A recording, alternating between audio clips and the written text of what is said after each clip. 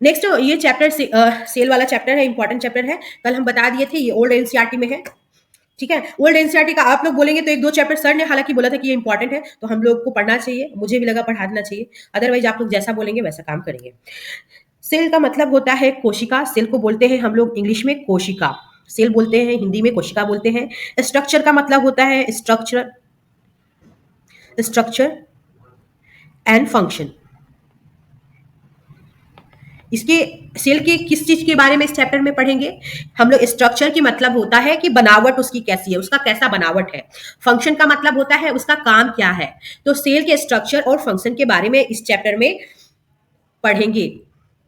Anyone कुछ पूछ हाँ मैम, एक और क्वेश्चन हैं? तो सजीवों का कुछ कैरेक्टर होता है, जैसे पहला तो रिप्रोडक्शन ही ले लो, रिस्पिरेशन ले लो, जनन ले लो, और पाचन ले लो, एब्जॉर्प्शन ले लो, ये सभी चीजें सजीव में होती हैं। क्या पाचन निर्जीवों में होता है? नहीं। क्या जनन होता है? नहीं। तो जो क्वालिटीज आपको सजीव में देखेगा वो निर्जीवों में नहीं होता है। साथ ही आपको यह भी याद होगा कि कुछ सजीव जो होते हैं, याद होगा कि सभी सजीव कुछ मूलभूत कार्य को करते हैं। जैसे अभी जो भी काम बताया, रिस्पिरेशन है, रिप्रोडक्शन है, एब्जॉर्प्शन है, डाइजेशन है, ये सभी सजीव ही करते हैं।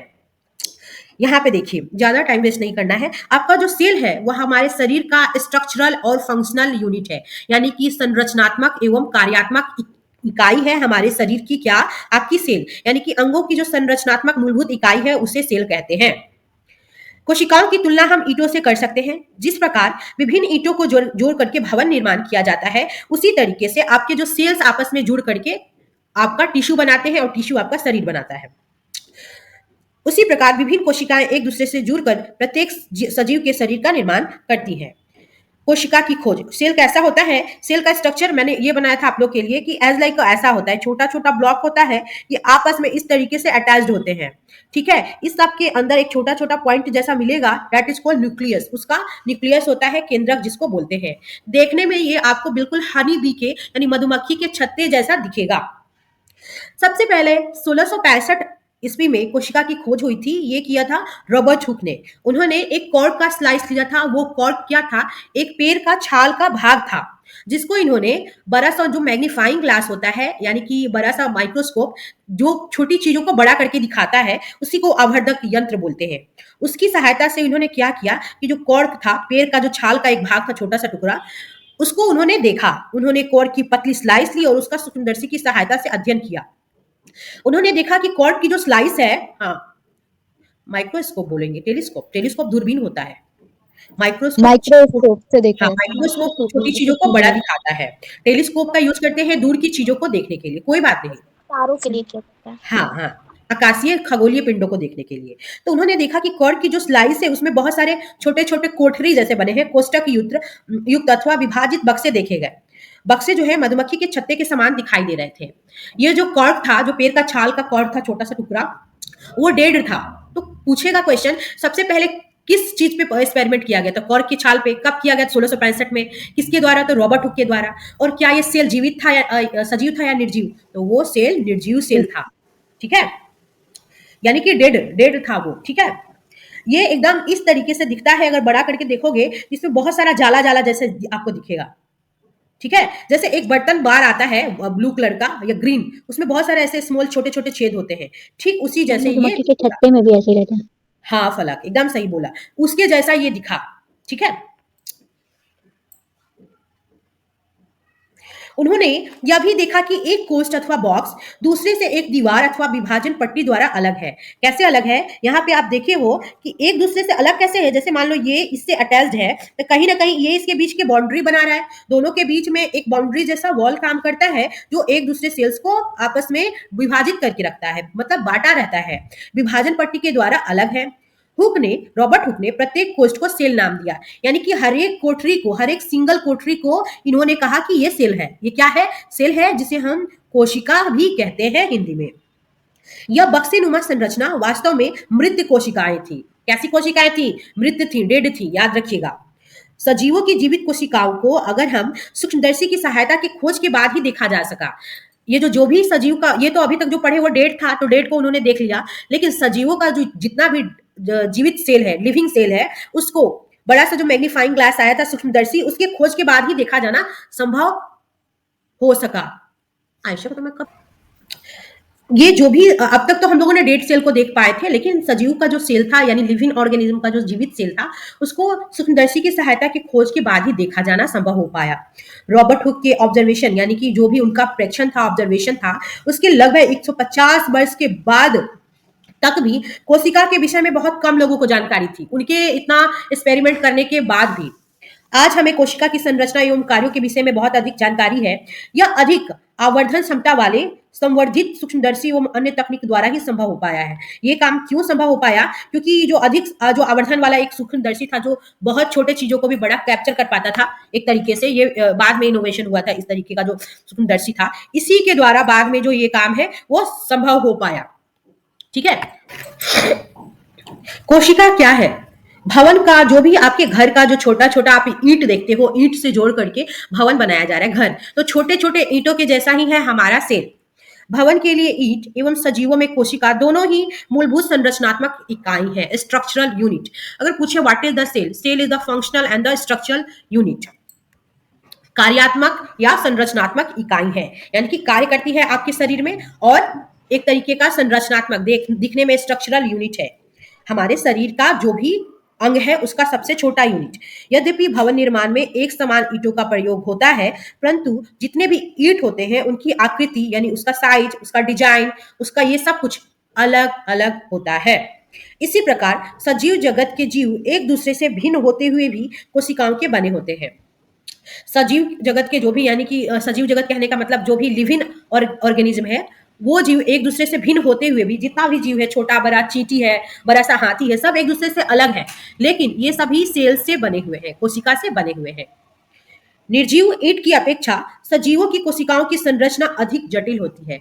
जो भी डेड प्लांट आप देखते हो, डेड चीजें देखते हो, उसका अगर जैसे कुर्सी को निकाल के उसका देखोगे सेल, उसका सेल हमारा बॉडी का जो सेल होगा उसके अपेक्षा में ज्यादा सिंपल होगा, क्योंकि जिंदा इंसान का जो सेल होता है वो ज्यादा कॉम्प्लेक्स स्ट्रक्चर वाला होता है, ज्यादा भारी टाइप का उसका डिजाइन होता है, एक तरीके से जटिल होता है। हम मुर्गी का जो अंडा है उसको आसानी से देख पाते हैं। क्या यह सिंगल सेल का बना है या कोशिकाओं का समूह है? याद रखिएगा, मुर्गी का जो अंडा होता है वो सिंगल सिंगल सेल। सेल का बना होता है, और चूंकि वो साइज में बड़ा है इसलिए हम उनको देख पाते हैं। यहाँ पे बताया गया है, दो तरीके का चीज बताया गया है, ध्यान दीजिएगा। ये हमारा जो बिल्डिंग है घर का, जब कभी भी किसी का घर स्टार्ट होता है इस तरीके से पहले बना रहता है। थोड़ा सा जूम कर रहे हैं, ध्यान से देखना आप लोग। जितना भी ईंट है, क्या सबका शेप साइज एक समान है? No ma'am. नहीं है। और सबका स्ट्रक्चर भी सेम नहीं है, सबका बनावट भी सेम नहीं है। मेरे ऊपर में एक बिल्डिंग बन रही थी, तो मैंने देखा एक पे लिखा था, एक थोड़ा सा ऐसे बना था, एक थोड़ा सा अंदर में मुड़ा हुआ था, और एक पे राधा करके ऐसे डिजाइन बनाया था, एक पे कुछ और नाम से नाम डाला रहता है, ईंटों पे नाम डाला रहता है, आप देखे होंगे।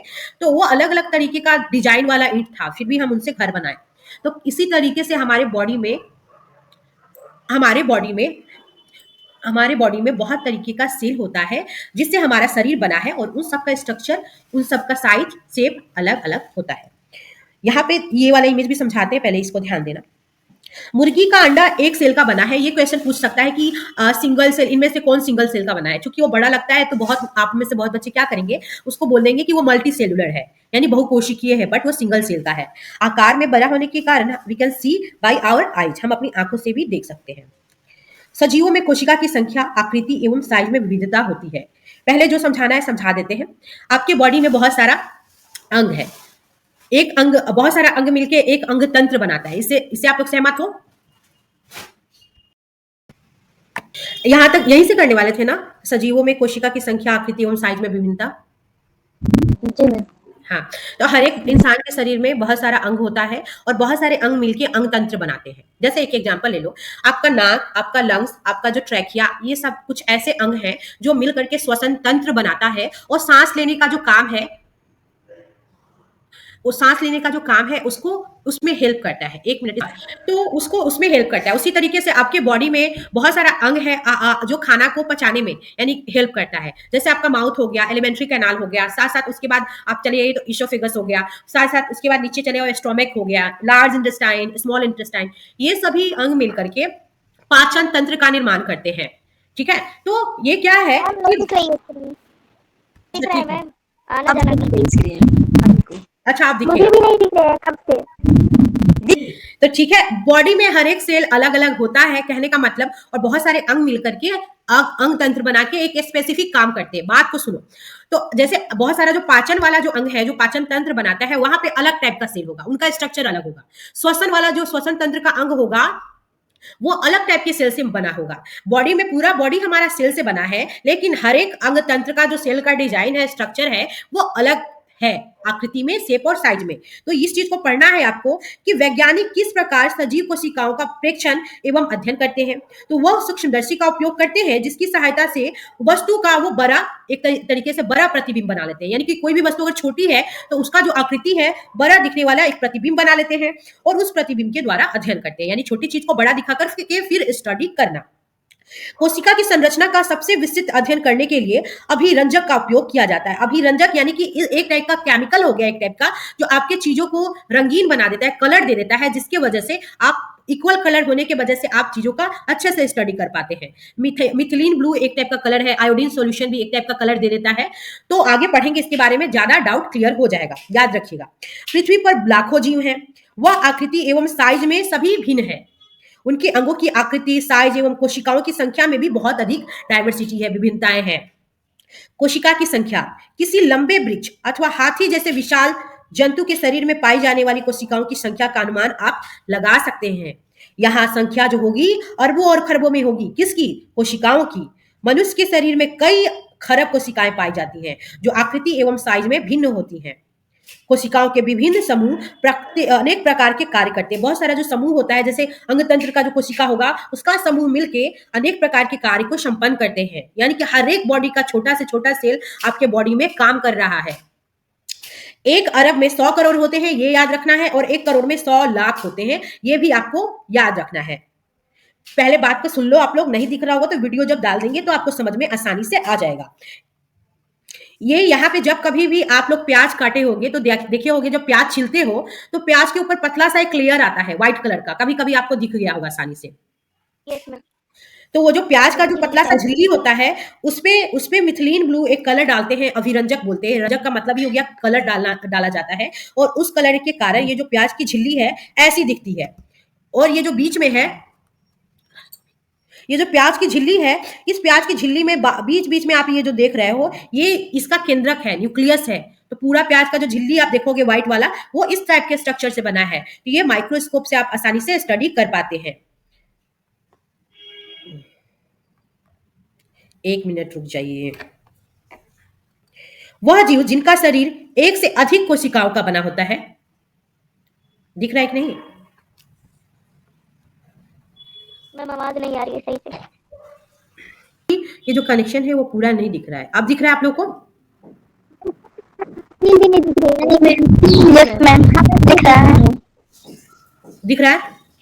यस। देखना, थोड़ा जूम करके दिखा दे रही हूँ। कोशिकाओं की संख्या यहीं से शुरू कर रहे हैं। किसी लंबे वृक्ष अथवा हाथी जैसे विशाल जंतु के शरीर में पाई जाने वाली कोशिकाओं की संख्या का हम अनुमान लगा सकते हैं कि कितनी संख्या हो सकती है। यह संख्या अरबों और खरबों में हो सकती है। मनुष्य के शरीर में कई खरब कोशिकाएं पाई जाती हैं, जो साइज एवं आकृति में भिन्न होती हैं। कोशिकाओं के विभिन्न समूह एक प्रकार के कार्य करते हैं। जैसे मैंने समझाया था कि कोई भी तंत्र बनता है, कोई भी अंग तंत्र बनता है, जैसे श्वसन तंत्र बना, और श्वसन तंत्र के अलावा प्रजनन तंत्र बना, है ना, बहुत सारा तंत्र है बॉडी में। तो वो तंत्र जो बनता है ना, स्पेसिफिक टाइप का सेल मिलकर के वो तंत्र बनाता है। बहुत सारा पहले ऑर्गन मिलता है, जैसे श्वसन में बहुत सारे अंग मिलकर के श्वसन तंत्र बनाते हैं। तो उन अंगों का निर्माण छोटे छोटे सेल से हुआ है, क्योंकि हमारे शरीर का सबसे छोटा यूनिट, सबसे छोटा संरचनात्मक और कार्यात्मक इकाई सेल है। तो बहुत टाइप का जो सेल मिल करके, अगर प्रजनन का काम करना है वहां अलग प्रकार के सेल होंगे, श्वसन का करना है वहां अलग प्रकार के सेल होंगे। तो वही कहने का मतलब है कि इनकी आकृति और साइज में भिन्नता पाई जाती है। 1 अरब में 100 करोड़ होते हैं और 1 करोड़ में 100 लाख होते हैं। ये डाटा आपको याद रखना है।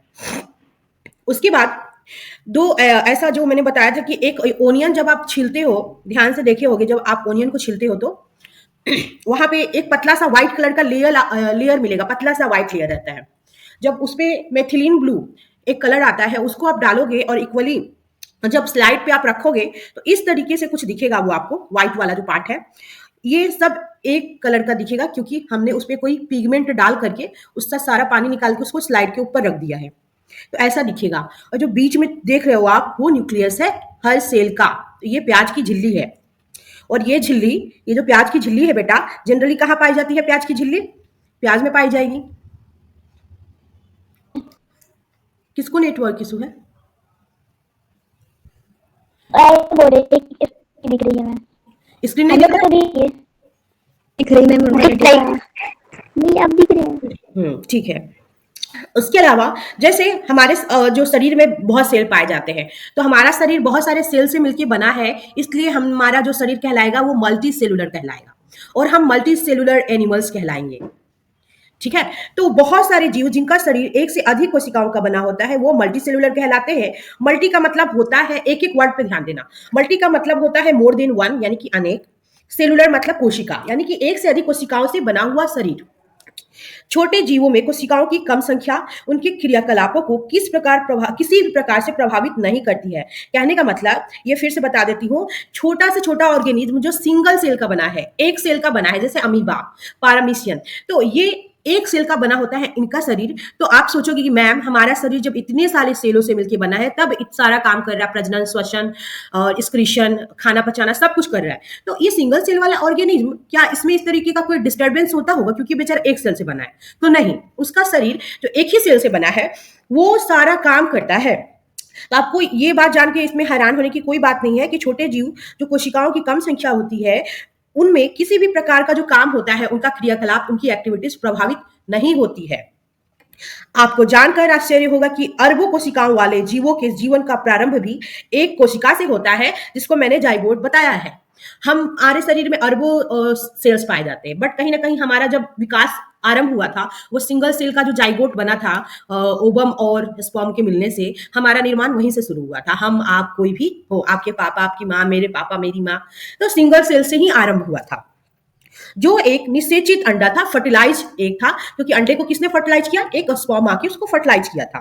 निषेचित अंडा गुणन करता है, यानी गुणन का मतलब उसमें डिवीजन होता है, मल्टीपल डिवीजन होता है, बहुत ज्यादा बढ़ता रहता है, 2, 4, 8 ऐसे करके, तथा वृद्धि एवं परिवर्धन के साथ कोशिकाओं की संख्या बढ़ती जाती है। इस तरीके से जिसमें बार बार डिवीजन होता है, इसके उपरांत वो धीरे धीरे बढ़ता जाता है और एक से जिससे हमारा विकास आरंभ हुआ था वो जाइगोट है, या हिंदी में उसको बेटा युग्मनज कहते हैं।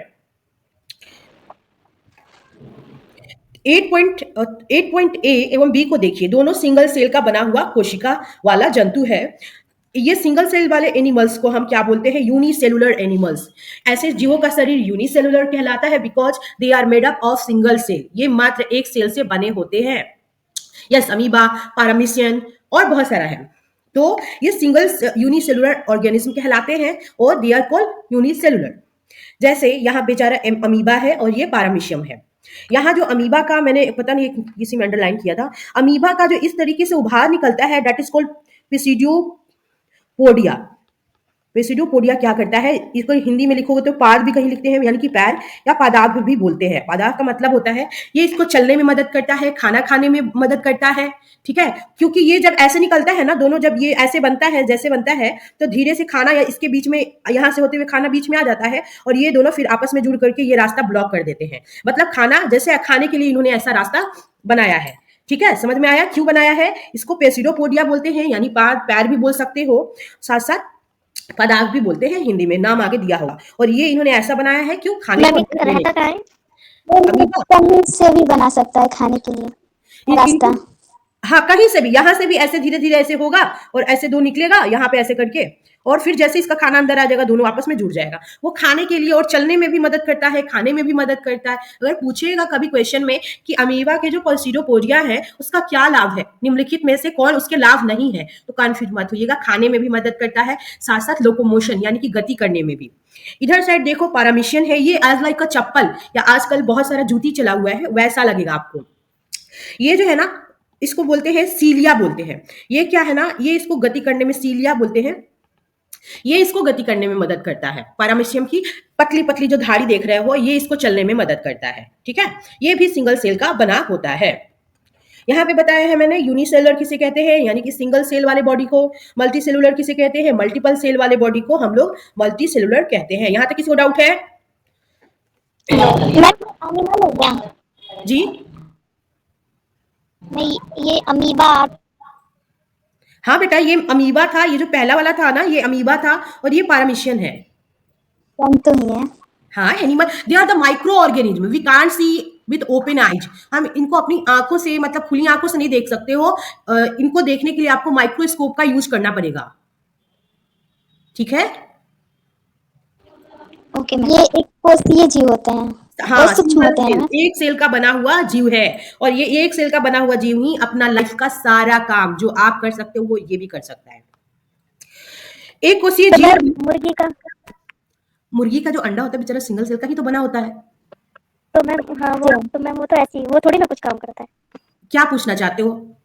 अरे वो बेचारा नहीं मैम। सिंगल सेल का एक अंडा बना हुआ है, तो उसकी मदर को देखते हो हमेशा कि उसको उष्मा देती है, फिर उसमें से बेबी निकलता है, तो वो बेबी धीरे धीरे बड़ा होकर हाँ वो काम करेगा ना।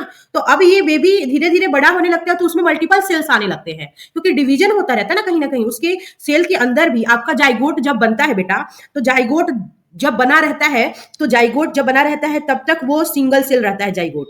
जैसे ही इसमें डिवीजन स्टार्ट होता है, तो डिवीजन कब स्टार्ट होता है? सेल कहीं ना कहीं मल्टीप्लाई होने लगता है, आपस में विखंडन होने लगता है। तो सेल जैसे जैसे इसमें विखंडन होने लगेगा, तो ये किस ओर बढ़ेगा? मल्टीपल सेल्स को बनाएगा। मल्टीपल ऑर्गन बनाने के लिए मल्टीपल सेल्स भी तो बनाने पड़ेंगे ना। उसी तरीके से जब तक वो अंडा रहता है तो सिंगल सेल का, और फिर डिवीजन स्टार्ट होता है, और फिर उसमें से चूजा बाहर निकलता है। तो चूजा क्या रहता है? वो सिंगल सेल का अब नहीं रहता चूजा, बिकॉज वो अंदर में डिवीजन के उपरांत एक वो बेबी। Multi cellular. हाँ, मल्टीपल डिवीजन हो जाता है। और फिर जैसे जैसे वो आगे बड़ा होगा, क्या हुआ महनाज? आवाज कट रही है आपकी। मैं बोल रही हूँ, ये जो चूजा है वो बड़ा जैसे जैसे हो जाता है, वो मल्टीपल सेल का रहता है, एक से ज्यादा सेल उसके बॉडी में आ जाते हैं। ठीक है। जैसे कि मैम जायगोट सिंगल सेल रहता है और फिर जब हम बन जाते हैं तो मल्टी सेलुलर। हाँ, गुड। तो हाँ, जैसे जैसे विकास होती है हाँ, बेबी का। डेवलपमेंट स्टार्ट होता है जैसे जैसे एक छोटा सा बच्चा रहता है, फिर जैसे वो 11 साल का हुआ, उसके मसल्स छोटे बच्चे की अपेक्षा ज्यादा ग्रो करते हैं। फिर जैसे वो बड़ा हो जाता है 18 साल तक, उसके सब चीजें और ज्यादा सुडौल हो जाती हैं। हाँ, multiple, it is called multiple division, क्योंकि मल्टीप्लाई करके होता है, 2 4 8 16 ऐसे करके। बहुत तेज डिवीजन होता है, उसके बारे में अभी जानना नहीं है, नहीं तो बताएंगे फिर बाद में। एक कोशिकीय जीव वह सभी आवश्यक क्रियाएं करता है जो बहुकोशिकीय जीवों द्वारा की जाती है। वही बताया मैंने कि एक अमीबा सिंगल सेल वाला जानवर वो सब काम करता है जो हम ह्यूमन बीइंग यानी मल्टी सेलुलर ऑर्गेनिज्म परफॉर्म करते हैं। एक कोशिकीय जीव जैसे कि अमीबा भोजन का अंतग्रहण यानी भोजन को अंदर लेना, जैसे हम मुंह में खाते हैं वैसे ही वो अंतग्रहण करता है तथा पचाता है, श्वसन, उत्सर्जन, वृद्धि एवं प्रजनन भी करता है। बहुकोशिकीय जीवों में यह सभी कार्य विशिष्ट कोशिकाओं के समूह के द्वारा संपादित किए जाते हैं। यानी कि आपका हर एक काम, प्रजनन करना है तो ए टाइप का सेल होगा, श्वसन करना है तो बी टाइप का सेल होगा। और ये सेल ही नहीं होता है, सेलों का ग्रुप होता है, बहुत सारे सेलों का ग्रुप होता है, क्योंकि श्वसन का काम बहुत डिफिकल्ट होता है, लंबा प्रोसेस है। आप सबको पता है, जब श्वसन पढ़े होगे तो पूरा प्रोसेस कैसे स्टार्ट होता है, कैसे खत्म होता है। प्रजनन का प्रक्रिया भी आप लोग पढ़ ही लिए कि कैसे स्टार्ट होता है, कैसे बेबी आने तक वो चलता रहता है। इसमें अलग टाइप के सेल्स का ग्रुप रहता है। ये सेल्स का ग्रुप ही है जो प्रजनन करेगा, ये सेल्स का ग्रुप है जो श्वसन करेगा। तो हर एक अलग अलग टाइप के सेल। हाँ सपना।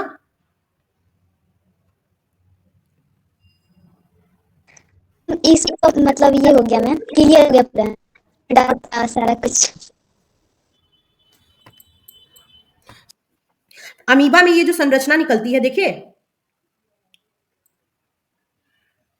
मैम आपके यहाँ पे बहुत सारा जो अमीबा का ये जो स्ट्रक्चर निकला रहता है उसको हम क्या बोलते हैं? पदार्थ बोलते हैं। ये जो स्ट्रक्चर निकला हुआ है इसको पदार्थ बोलते हैं। ये जो स्ट्रक्चर है ये जब चाहे आवश्यकता के अनुसार अपनी आकृति को बदल देता है। यही कहा गया है कि अमीबा का जो शरीर है उसकी आकृति कोई फिक्स नहीं रहती है। इस चीज को यहाँ पे लिखा रहता है कि अमीबा की कोई निश्चित आकृति नहीं है, वो आकृति को बदलता रहता है। इसके मुख्य शरीर से बाहर की ओर परिवर्ती लंबाई के प्रवर्ध उभरते हुए दिखाई देते हैं, जिसे पदार्थ कहते हैं, जिसको मैंने इंग्लिश में पेसिडोपोडिया यहाँ लिख दिया है, कहते हैं। जैसा कि आप सिविल में पढ़ चुके हैं, यह प्रवर्त अमीबा की गति के समय अथवा भोजन का अधिग्रहण करते समय बनते और बिगड़ते हैं। अभी तुरंत मैंने बताया कि ये कब बनता है, ये जब उसको खाना खाना रहता है, चलना रहता है, तो आवश्यकता के अनुसार बनता है और बिगड़ता रहता है।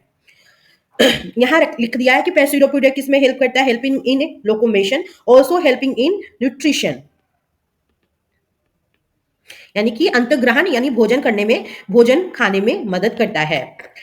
अपनी आकृति बदलने से अमीबा को क्या लाभ होता है? अब इसके बारे में आगे पढ़ते हैं कि आखिर स्ट्रक्चर का जो बार बार चेंज चेंज करता रहता है, ये आखिर क्या फायदा है इस बेचारे को।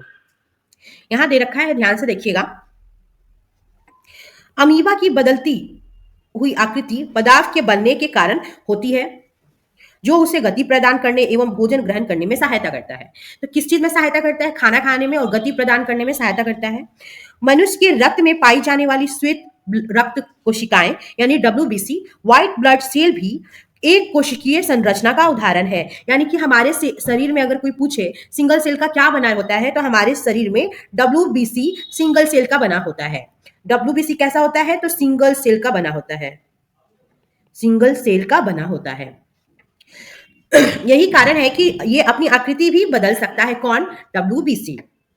WBC एक कोशिका है, जबकि अमीबा एक पूर्ण विकसित जीव है जिसका स्वतंत्र अस्तित्व है। कंपेयर बताया जा रहा है कि WBC मात्र एक छोटा सा सेल है जो आपके बॉडी में ब्लड में पाया जा रहा है, ठीक है।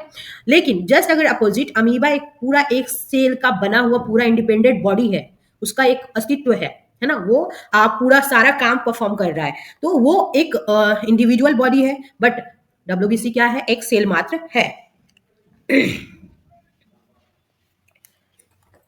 मानव की विभिन्न प्रकार की कोशिकाएं जैसे कि रक्त की कोशिकाएं, पेशी की कोशिकाएं, तंत्रिका कोशिका दिखाई गई है ABC में। कहाँ पे? चित्र 8.4 के ABC में दिखाया गया है। थोड़ा देखते हैं, यहाँ पे दिखाया गया है नीचे में। ब्लड सेल्स है आपके, ये आपके कौन से? तर्करूपी पेशी कोशिका है। ये आपकी ब्रांचेज न्यूरॉन्स के सेल है यानी तंत्रिका कोशिका है। ये विभिन्न आकृतियां उनके विशिष्ट कार्यों से संबंधित हैं। आखिर सोचो, ये तो है सारे सेल, ये सेल है, ये भी सेल है, ये भी सेल है, बट इनका जो ऐसा स्ट्रक्चर है, इनके स्पेसिफिक काम के कारण इनका काम कुछ ऐसा होगा, इसलिए इनका स्ट्रक्चर आपस में एक दूसरे से अलग है। ये ए का स्ट्रक्चर, बी का स्ट्रक्चर, सी का स्ट्रक्चर, तीनों आपस में अलग हैं। इन सब समान संरचनाएं नहीं है। कोशिकाएं सामान्यतः गोलीय होती हैं, चपटी, गोल अथवा लंबी होती हैं। जैसे कुछ सेल देखिए अभी आपकी गोल होता है, कुछ चपटा होता है, कुछ लंबा होता है, यानी कि काम के हिसाब से सेल की रचना होती है। कुछ कोशिकाएं लंबी होती हैं जिनके दोनों सिरे नुकीले होते हैं। जैसे ये सेल्स देखो, पेशीय सेल, इनके जो सिरे हैं किनारे पे ये नुकीले टाइप से आपको लगेंगे। तो कुछ सेल ऐसे होते हैं जिनके किनारे नुकीले होते हैं। इनका आकार तर्कु रूप होता है, तर्कु जैसा होता है, यानी बीच में मोटा, किनारे में पतला पतला होता है।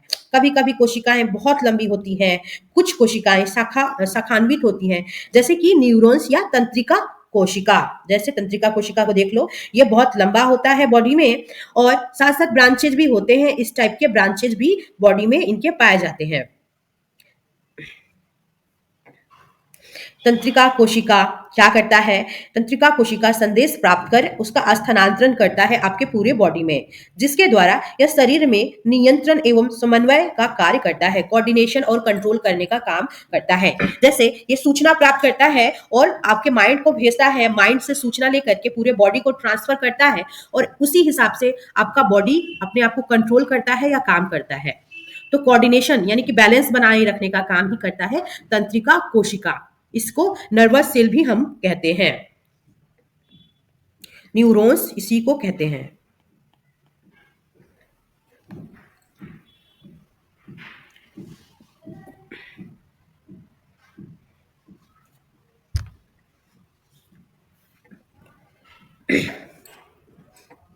कोशिका के विभिन्न संघटक एक झिल्ली द्वारा परिबद्ध होते हैं। कोशिका जो है उसका जो भी बहुत सारा जो पदार्थ जो भी इसमें पाया जाता है, जैसे माइटोकॉन्ड्रिया हो गया, जो भी चीजें हैं पाई जाती हैं, वो राइबोसोम है, जो भी चीजें एक सेल के साइटोप्लाज्म में पाया जाता है, एक झिल्ली के द्वारा घिरा रहता है।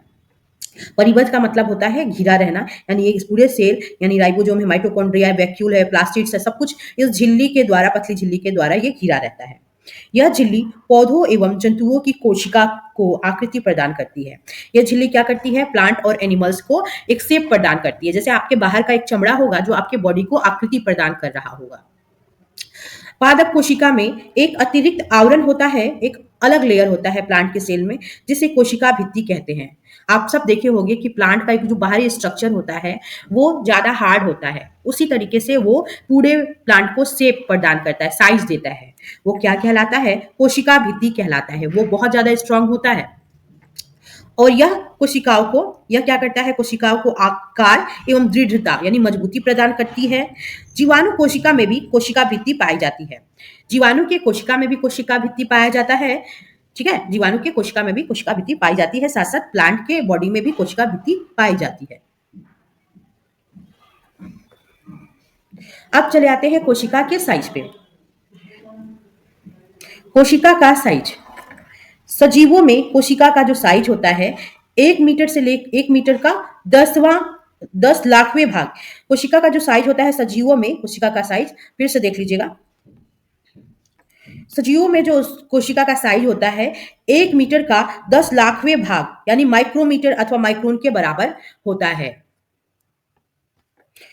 छोटा, इतना छोटा हो सकता है, यानी कि 1 मीटर का 10 लाखवें भाग माइक्रोमीटर जिसको बोलेंगे या माइक्रोन बोलेंगे उसके बराबर छोटा हो सकता है, अथवा कुछ सेंटीमीटर लंबा भी हो सकता है। परंतु अधिकतर कोशिकाएं अति सूक्ष्मदर्शीय होती हैं। अगर ज्यादा केसेस में आप देखोगे तो कुछ कोशिकाएं बहुत सूक्ष्मदर्शी होती हैं, यानी उनको देखने के लिए आपको माइक्रोस्कोप सूक्ष्मदर्शी का यूज करना पड़ेगा, एवं नग्न आंखों यानी कि ओपन आई से आप इनको देख नहीं सकते हैं क्योंकि ये दिखाई नहीं देंगी। उन्हें सूक्ष्मदर्शी द्वारा बड़ा अथवा आवर्धित करना आवश्यक है। क्या करते हैं हम लोग माइक्रोस्कोप से क्यों देख पाते हैं? क्योंकि माइक्रोस्कोप उनका बड़ा आवर्धित चित्र ले लेता है, जिसके वजह से हम देख पाते हैं। सबसे छोटी कोशिका का साइज 0.1 से लेके, इसको मैं हटा देती हूँ, इसका जो साइज होता है 0.1 से लेके 0.5 माइक्रोमीटर तक है। ठीक है, जो कि जीवाणु कोशिका है।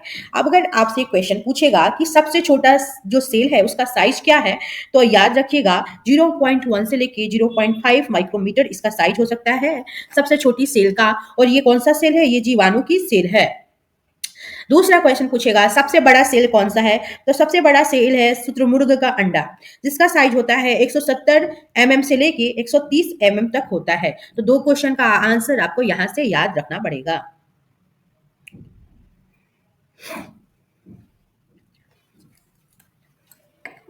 मुर्गी का एक अंडा उबालिए। ठीक है, उबाल के आप क्या करोगे? आप देखोगे कि एक सफेद पदार्थ केंद्र के पीले भाग को घेरे हुए है। मुर्गी का जब अंडा आप उबालते हैं और उसका छिलका आप अलग करते हैं, तो आप देखते हो कि उसके अंडे के बीच में एक पीला भाग होता है, सफेद भाग के बीच में एक पीला भाग होता है। सफेद भाग एल्ब्यूमिन है जो उबालने पर ठोस में परिवर्तित हो गया। पीला भाग योक है। यह एक सिंगल सेल का भाग है। कौन? यह जो पीला वाला भाग है ये एक सिंगल सेल का भाग है। आप इसे आवर्धक उपकरण के बिना भी देख सकते हैं। यानी कि अंडे के बारे में बात हो रहा है, जब आप एग उबालते हैं और जब आप उबालने के बाद उसको अनकवर करते, छिलका हटाते हैं, एक सफेद भाग तो दिखता है, उसके बीच एक पीला भाग दिखता है। सफेद वाला भाग में वो एल्ब्यूमिन कंटेन करता है, यानी उसमें वो मौजूद रहता है। जबकि जो पीला वाला भाग है वो क्या है? एक सिंगल सेल का भाग है, जिसे आप बिना सूक्ष्मदर्शी के सहायता से भी देख सकते हैं। यहां लिखा है क्या हाथी की कोशिकाएं चूहे की कोशिकाओं से बड़ी होती हैं?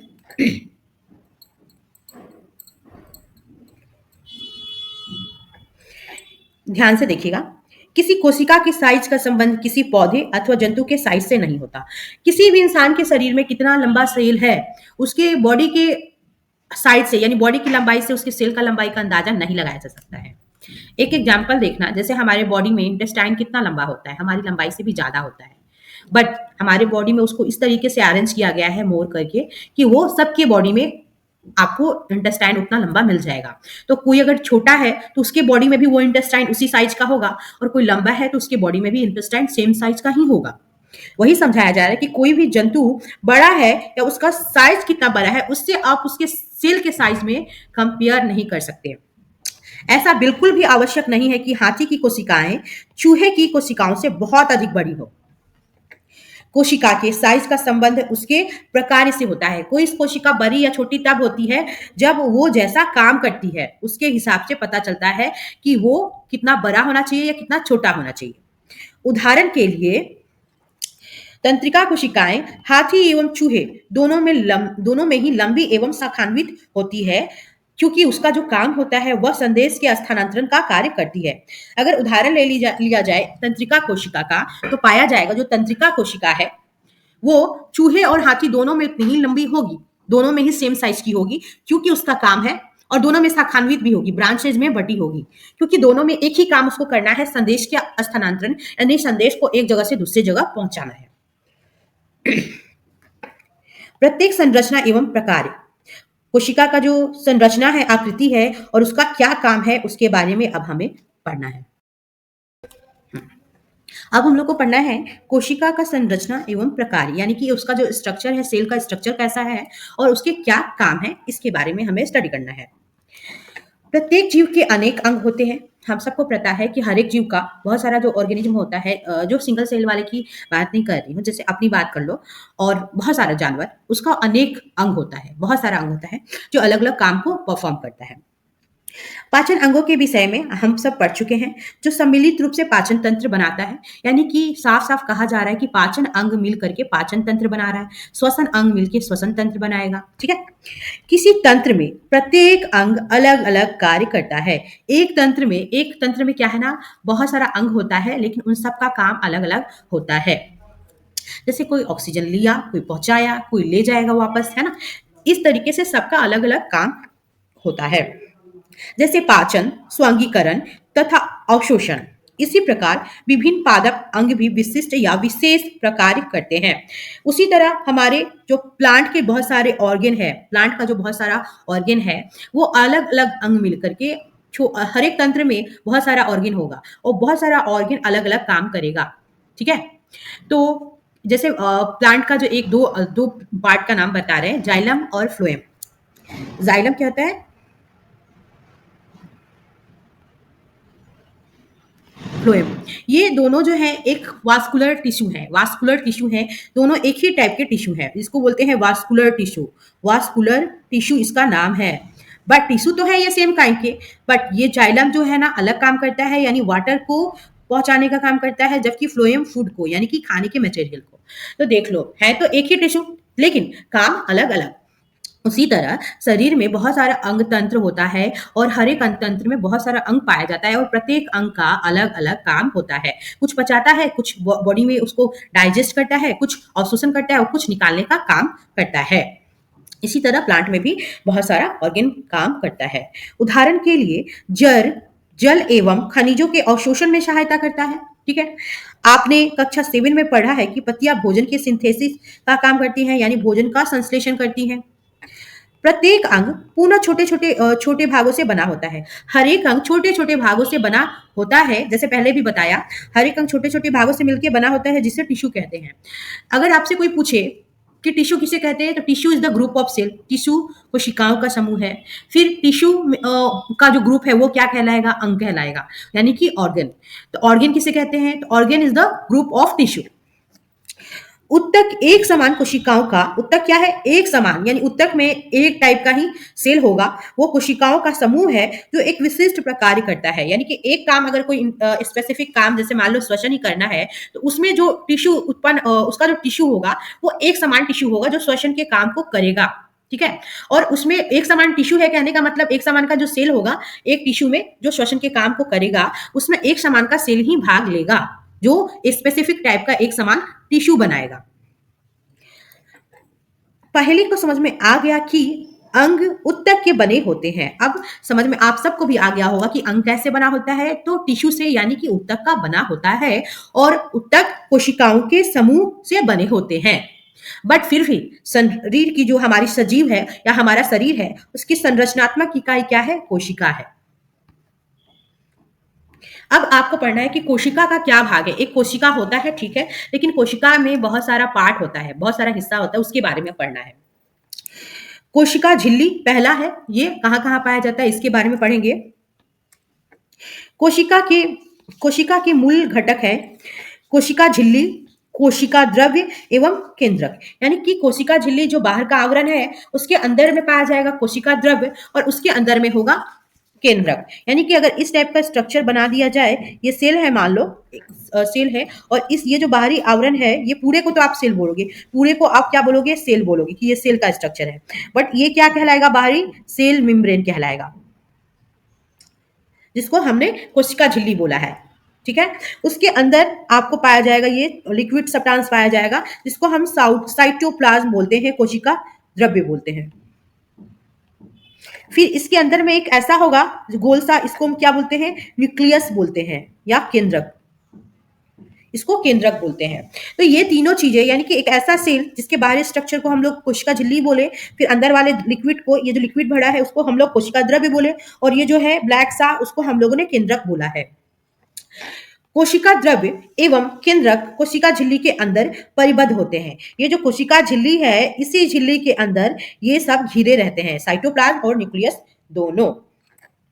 कोशिका झिल्ली एक सेल को दूसरी कोशिका एवं घिरे हुए माध्यम से अलग करती है। बहुत सारा ऐसा जो बॉडी में सेल रहता है, उसको ये अलग करने का काम करती है, क्योंकि ऐसा बहुत सारा सेल होगा हमारे बॉडी में, उससे अलग करने का काम करती है इस तरीके का घेरा बना के। ठीक है, कोशिका झिल्ली, जैसे कि प्लाज्मा झिल्ली भी कहते हैं, कोशिका झिल्ली जिसे हम प्लाज्मा झिल्ली भी कहते हैं, या इसको बोले तो प्लाज्मा मेम्ब्रेन भी बोलते हैं, प्लाज्मा मेम्ब्रेन। कोशिका झिल्ली को प्लाज्मा मेम्ब्रेन भी कहते हैं। ये कैसा होता है, सरंध्र होता है, मतलब यानी कि इसमें छोटे छोटे छोटे छोटे छोटे छोटे छोटे छोटे इसके अंदर छेद होते हैं, ये मेम्ब्रेन के अंदर। ठीक है,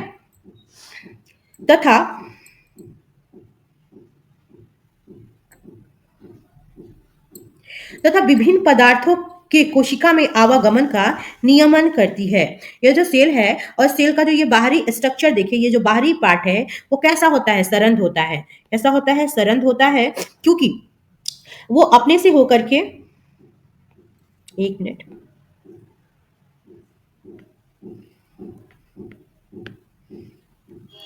वो कैसा होता है, सरंध्र होता है। कौन भाई, ये जो है आपका प्लाज्मा मेम्ब्रेन या सेल मेम्ब्रेन, ये सरंध्र होता है। सरंध्र का मतलब छोटा छोटा छोटा छोटा ऐसे ऐसे छेद रहता है इनके बाहरी बॉडी पे, जिसकी वजह से पानी बाहर भी आ सकता है और जा सकता है। छेद है तो अगर किसी भी चीज में छोटा छोटा होल रहेगा तो क्या करेगा, आवागमन को आसान कर देगा, यानी जैसे हर चीज को तो आसान नहीं करेगा, जो वहां से जा सकता है, तो छोटे छोटे चीज से कोई भी लिक्विड यानी कि तरल पदार्थ ही आ जा सकता है। तो वही बोल रहा है कि कोशिका में जो विभिन्न पदार्थ होते हैं उनके आवागमन का रेगुलेशन करता है, यानी उसको आने जाने में हेल्प करता है, उसको रेगुलेट करता है।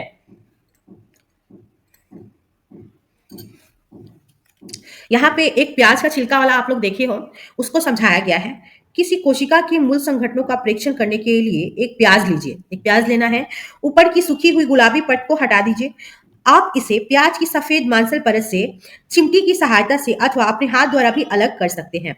जो उसका जो अंदर का जो पार्ट आता है, उसके पास एक सफेद कलर का लेयर आता है, जिसको आप चिमटे की सहायता से भी अलग कर सकते हो।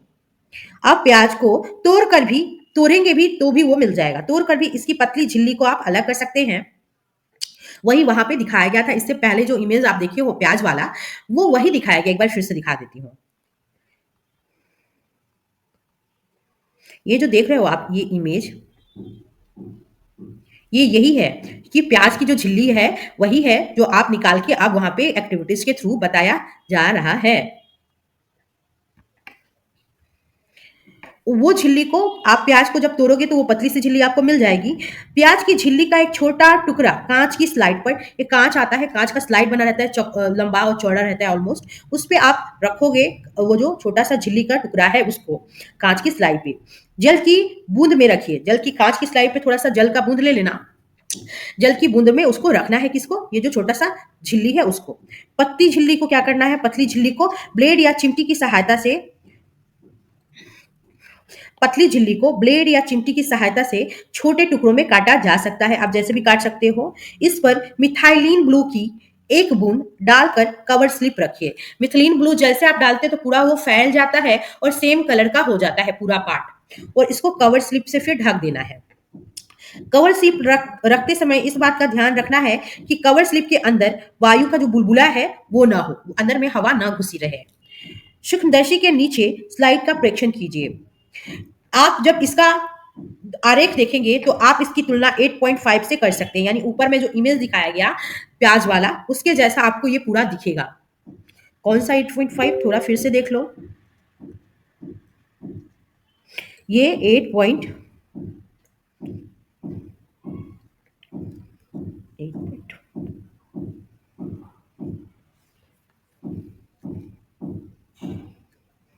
हाँ, यहाँ पे बताया गया है ये जो 8.5 है ऐसी दिखेगी प्याज की चिल्ली। ऊपर वाली भी सेम थी, ये भी सेम है, इसके जैसी आपको दिखेगी।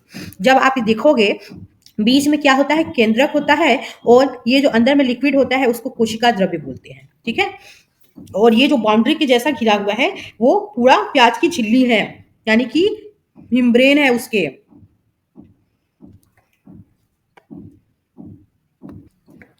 प्याज की कोशिका की सीमा कोशिका झिल्ली द्वारा परिबद्ध होती है। ये जो कोशिका की इसकी जो हर एक सेल देख रहे हो एक लेयर से आकर के आपस में ढकी होगी या एक दूसरे को अलग कर रही होगी, वो कोशिका झिल्ली के द्वारा एक दूसरे से अलग है, जो एक और दृढ़ आवरण द्वारा आबद्ध होती है, यानी कि एक स्ट्रॉन्ग आवरण के द्वारा सबको एक दूसरे से वो अलग करते हैं, अपने अपने सेल के अंदर का जो पदार्थ होता है उसको, और शेप और साइज भी प्रदान करती है, जिसे कोशिका भित्ति कहते हैं। इसमें जो इस टाइप का जो पार्ट पाया जाता है उसको हम क्या बोलते हैं, कोशिका भित्ति बोलते हैं, ठीक है। यानी प्याज की, एक बार फिर से देख लो आप लोग इसको, प्याज की कोशिका की सीमा जो होती है कोशिका झिल्ली के द्वारा परिबद्ध होती है, जो एक और दृढ़ आवरण के द्वारा आबद्ध होती है। यानी कि जो इसकी कोशिका झिल्ली है उसको भी कोई ढका रहता है, यानी कि कोशिका झिल्ली है उसके बाहर में भी एक लिनिंग रहती है जिसको हम लोग कोशिका भित्ति बोलते हैं, जो एक और दृढ़ आवरण द्वारा आबद्ध होती है, जिसे कोशिका भित्ति कहते हैं। यानी अब तक हम लोगों ने पढ़ा था सेल मेम्ब्रेन के बारे में, कोशिका झिल्ली के बारे में, बट पौधों में कोशिका झिल्ली के बाहर भी एक आवरण होता है जो और दृढ़ और मजबूती से इसको आकृति और इसके शेप को फिक्स रखता है, जिसको कोशिका भित्ति कहते हैं। कोशिका के केंद्र में घनी एवं गोलाकार संरचना होती है जिसे केंद्रक कहते हैं। केंद्रक एवं कोशिका झिल्ली के मध्य एक जेली के समान पदार्थ होता है जिसे कोशिका द्रव्य कहते हैं। केंद्र कहाँ पे ये रहता है, ये आपको रहता है, देखोगे तो ध्यान से देखना, इसमें ये जो आपका केंद्रक है और इस ये जो कोशिका झिल्ली है उसके बीच में यहाँ पे साइटोप्लाज्म फैला रहता है। इसी को समझाने की कोशिश की जा रही है कि ये जेली के समान एक स्ट्रक्चर होता है जिसको हम क्या बोलते हैं, कोशिका द्रव्य कहते हैं। क्या कहते हैं, कोशिका द्रव्य हैं, ठीक है। क्या कहते हैं इसको, कोशिका द्रव्य। मैं जानना चाहता हूं कि पौधों को कोशिका भित्ति की आवश्यकता क्यों होती है। ये जानना चाहते हैं बुझो कि पौधों को कोशिका भित्ति की आवश्यकता क्यों होती है, क्योंकि ये तो अभी हम लोगों ने पढ़ा कि ये प्याज वाले में है, बट जानवर वाले में ये था ही नहीं, जंतुओं में ये था ही नहीं, आखिर क्यों। हम पहले ही पढ़ चुके हैं कि कोशिका झिल्ली कोशिका को आकार प्रदान करती है ना। पौधों में कोशिका झिल्ली के अतिरिक्त एक बाहरी मोटी परत पाई जाती है, मैंने अभी भी बताया, जिसे हम कोशिका भित्ति कहते हैं। यानी कि ऐसे मेम्ब्रेन के बाहर भी एक ऐसा लेयर होता है पौधों में जिसको आप कोशिका भित्ति कहते हैं। कोशिका झिल्ली को आबद्ध करने वाली यह अतिरिक्त संरचना पौधों की कोशिकाओं की सुरक्षा के लिए आवश्यक है। क्योंकि पौधों की सुरक्षा के लिए आवश्यक क्यों है, क्योंकि पौधे बेचारे हमारे जैसे या जीवों के जैसे चल फिर नहीं सकते, तो इनको एक और स्ट्रक्चर, एक और लेयर दे दिया गया है ताकि तेज हवा, तेज बारिश से अपने आप को प्रोटेक्ट कर सके। तो एक बाहरी आवरण है जिसको हम कोशिका भित्ति कहते हैं। पादप कोशिकाओं को ताप में परिवर्तन, तीव्र गति से चलने वाली वायु, वायुमंडलीय नमी इत्यादि विभिन्न परिवर्तन से सुरक्षा की आवश्यकता होती है, ठीक है। बेचारे खुली हवा में भी, चाहे तेज बारिश हो रही हो, तेज ठंडा पड़ रहा हो, गर्मी पड़ रहा हो, फिर भी ये तो बाहर ही रहते हैं। इनको तो हम घर में लाते नहीं है, कंबल उड़ाते नहीं है, है ना। तो इनको प्रोटेक्ट करने के लिए एक बाहर का लेयर ऐसा बना दिया गया है ताकि वर्स कंडीशन में, यानी अपोजिट कंडीशन में, जैसे तेज हवा चल रही है, वायुमंडलीय बहुत नमी है, बहुत ज्यादा टेम्परेचर है, उसको ये फेस कर सके, इसलिए कोशिका भित्ति बनाई गई है। बट अगर इंसानों के साथ क्या है कि इंसान में लोकोमोशन होता है, वो चल फिर सकते हैं, उनको अगर बहुत ज्यादा बारिश दिखेगा तो वो किसी जगह जाके छुप जाएंगे, बहुत ज्यादा ठंडी लगेगी घर में जाके रजाई में घुस जाएंगे और स्वेटर पहन लेंगे। तो इस तरीके का इंसान में इसलिए भित्ति नहीं बनाया गया और हमारे प्लांट में भित्ति बनाया गया, क्योंकि ओपन इन्वायरमेंट में पौधे होते हैं, इंसान नहीं। इसलिए इन सब डिफिकल्ट सिचुएशन से पौधों को सुरक्षा की आवश्यकता होती है, इसलिए एक और बाहरी लेयर बनाया गया है। वह इन परिवर्तनों से प्रभावित है क्योंकि वे चल नहीं सकते, अफेक्टेड है वो। कोशिकाओं का प्रेक्षण ट्राडेकेंशिया, लोडिया अथवा रोइयों की पत्ती की झिल्ली में भी किया जा सकता है।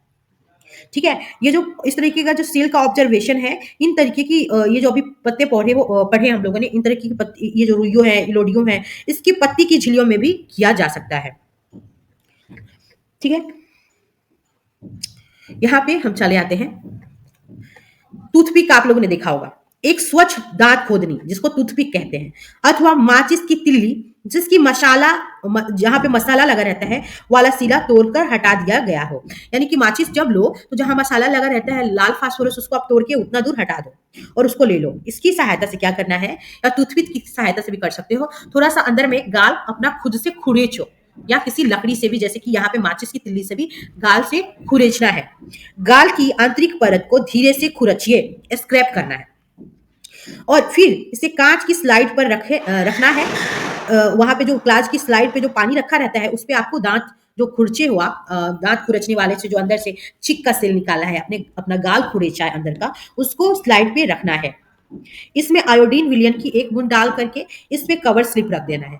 ठीक है, आयोडीन विलयन के स्थान पे हम मिथिलीन ब्लू का भी, मिथाइलिन ब्लू का भी एक दो बूंद डाल सकते हैं। सूक्ष्मदर्शी के नीचे इसका ऑब्जर्वेशन कीजिए। सूक्ष्मदर्शी के नीचे, माइक्रोस्कोप के नीचे आप इसको देखना है। आप आयोडीन का जब सॉल्यूशन डाल देते हो तब आपको खुरची हुई परत में अनेक कोशिकाएं दिखाई देंगी। कहने का मतलब, आपने जो चिक को खुरेचा है और वो जो स्लाइड पे रख के आप देख रहे हो, उसमें आपको बहुत सारा सेल दिखेगा। आप कोशिका भित्ति, कोशिका द्रव्य एवं केंद्रक को पहचान सकते हैं। वो जो अंदर में बहुत सारा सेल निकला है, जब आप माइक्रोस्कोप से देखे हो तो बहुत सारा जब सेल निकलेगा तो बहुत सारे एक तरीके से कोशिका भित्ति भी आपको दिखेगी, कोशिका द्रव्य भी दिखेगा, साथ साथ केंद्रक की पहचान भी आप कर सकते हो। लेकिन जब आप जैसे देखते हो तो वहां पे आपको कोशिका भित्ति नहीं दिखेगा। गाल जब खुरेच के वो सेल को आपने देखा तो आप इन सबको आप पहचान सकते हैं, क्योंकि अभी हम लोगों ने पढ़ लिया। लेकिन वहां पे ये जो चीज है कोशिका भित्ति, ये आपको नहीं मिलेगी। क्यों नहीं मिलेगी? जंतु कोशिका में कोशिका भित्ति अनुपस्थित होती है। इस चीज के लिए आपको बोला जा रहा है कि आप वहां पे, क्योंकि हम लोग क्या है, एक एनिमल है ना, तो वहां हम लोगों में कोशिका भित्ति अब्सेंट होगी। अब चले आइए, हमारा जो अभी जो गाल को खुरेच के हम लोगों ने देखा था, बहुत सारा सेल दिखा था, क्योंकि आप खुरेचे थे तो बहुत सारा सेल आ गया था, और जब आप उस स्लाइड पे रखे तो कुछ ऐसा दिख रहा था। ठीक है, तो ये जो देख रहा प्रत्येक सेल 1 2 3 4 5 सेल टोटल दिख गया आपको। और ये जो बाहरी आवरण है कोशिका झिल्ली है, कोशिका भित्ति नहीं है, कोशिका झिल्ली है, क्योंकि कोशिका भित्ति इंसान में अब्सेंट होगा। कोशिका द्रव्य है जो अंदर का लिक्विड है, और ये केंद्रक है जो बड़ा सा गोल गाढ़ा कलर का आपको नजर आ रहा है। तो मनुष्य के गाल की कोशिकाएं हैं ये। कोशिका द्रव्य क्या होता है, यानी इसमें पाए जाने वाला ये जो लिक्विड है, ये लिक्विड क्या होता है इसके बारे में आप पढ़ेंगे। कोशिका द्रव्य यह एक जेली जैसा पदार्थ होता है। जेली खाए होगे आप लोग, थोड़ा सा गाढ़ा टाइप का होता है, जो कोशिका झिल्ली एवं केंद्रक के बीच पाया जाता है। सही सी बात है ना, ये केंद्रक है और ये जो झिल्ली है, इसी के बीच तो ये लिक्विड पाया जा रहा है, तो वही बोला जा रहा है। पाया जाता है कोशिका के अंगसंघटक अथवा कोशिकांग कोशिका द्रव्य में ही पाए जाते हैं। कोशिका के अंगसंघटक क्या है भाई, यानी कोशिका में पाए जाने वाले बहुत सारा छोटा छोटा ऑर्गेन होता है, उसी को कोशिका का संघटक या कोशिकांग भी बोलते हैं। यानी कि वो कोशिका का अंग है। वो कहाँ पे बिखरा रहता है, इसी साइटोप्लाज्म में, इसी कोशिका द्रव्य में। क्या क्या रहेगा, माइटोकॉन्ड्रिया, गोल्गी बॉडी, राइबोसोम इत्यादि। यानी कि कोशिकांग कोशिका द्रव्य में ही पाए जाते हैं। ये कोशिकांग के नाम क्या है, माइटोकॉन्ड्रिया, गोल्गी बॉडी, गोल्गी काय भी बोलते हैं, राइबोसोम, लाइसोसोम, एवरीथिंग इसी में पाया जाएगा। किसमें, वो जो लिक्विड होता है ना साइटोप्लाज्म, उसी में सब बिखरा रहता है। केंद्रक, केंद्रक क्या होता है, ये जो गाढ़ा कलर का भाग आप देखे हो वो क्या होता है।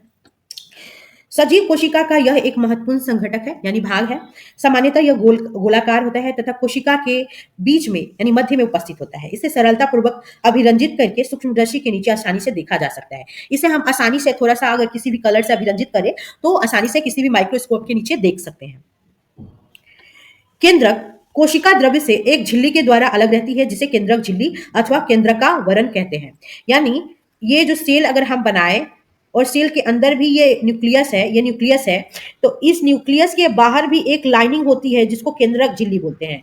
इस केंद्रक की झिल्ली को हम केंद्रक झिल्ली कहते हैं। यानी कि एक लेयर होती है जो आपकी केंद्रक को भी सहारा प्रदान करती है, उसको हम केंद्रक झिल्ली भी बोलते हैं। अब बाहर वाले को तो आप कोशिका झिल्ली बोलते ही हो, इंसानों की बात की जा रही है तो। या उसे केंद्रक का आवरण भी कहते हैं, यानी केंद्र का आवरण, केंद्रक का आवरण या न्यूक्लियस का आवरण। यह झिल्ली भी सरंध्र होती है। ये झिल्ली भी कैसे होती है? ये जैसे मान लो कि ये इसको घेरी हुई है, तो यहाँ पे छोटा छोटा छोटा छोटा छेद होता है, जिसकी वजह से इसके अंदर भी कुछ पदार्थ आ जा सकते हैं। सरंध्र होती है तथा कोशिका द्रव एवं केंद्रक के बीच पदार्थों के आवागमन को नियंत्रित करती है। जैसे ये जो इसके अंदर भी कुछ, केंद्रक के अंदर भी कुछ पदार्थ भरा रहता है और ये साइटोप्लाज्म में लिक्विड है ही, तो ये जो इसका भी झिल्ली कैसा होगा? सरंध्र होगा। अंदर में यहाँ से पदार्थ बाहर जाएगा और न्यूक्लियस से भी पदार्थ बाहर आता है साइटोप्लाज्म में। यही लिखा गया है कि ये केंद्रक के बीच पदार्थों के आवागमन को नियंत्रित करती है।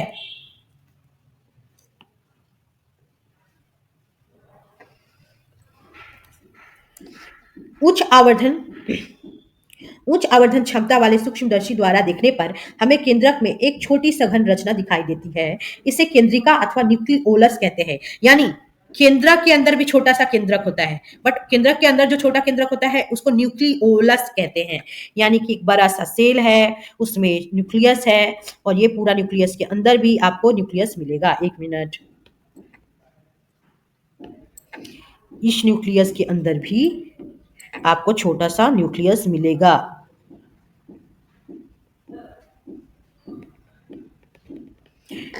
इसको बोले बीच वाले को ओलस, न्यूक्लियोलस।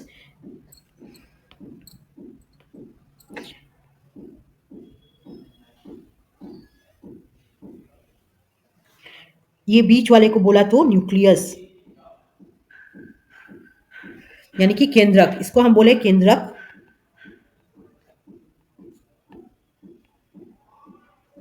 इसको बोला तो केंद्रिका,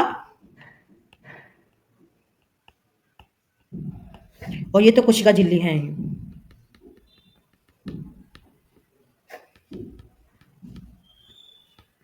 सेल मेम्ब्रेन भी बोलते हैं। मैं लिख देती हूँ सेल।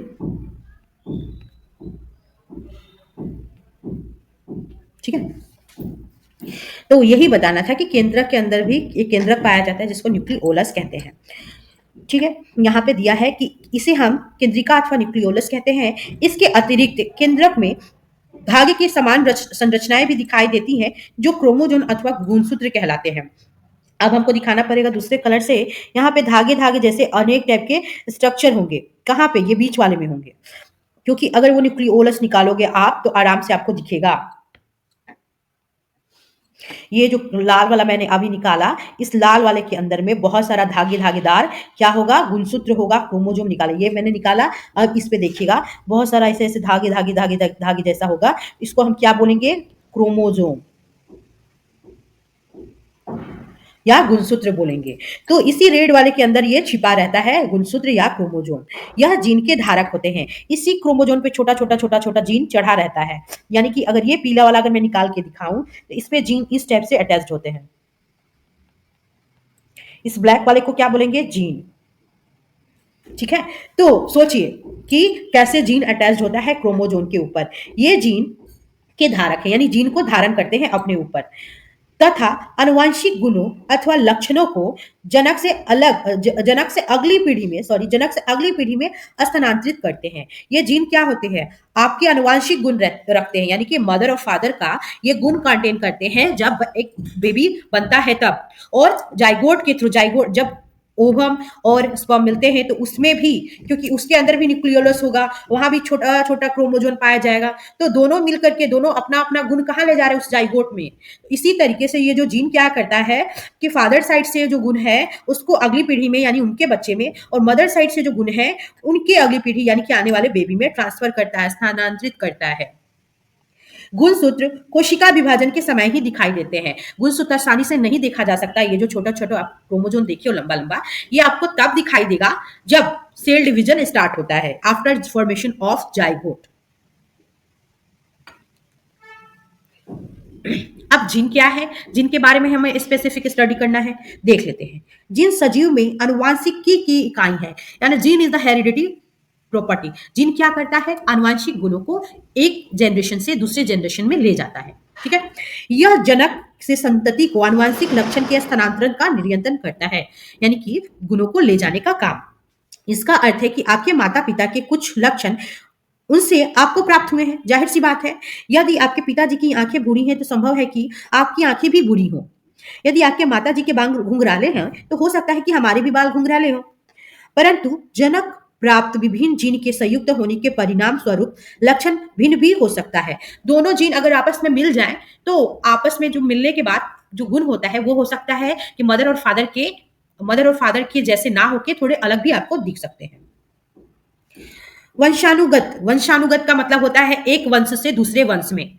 वंशानुगत अथवा आनुवांशिक गुणों के अतिरिक्त केंद्रक कोशिका के क्रियाकलापों का भी नियंत्रण करता है। कौन करता है? आपका जो न्यूक्लियस है वो अदर कामों का भी कंट्रोल करता है।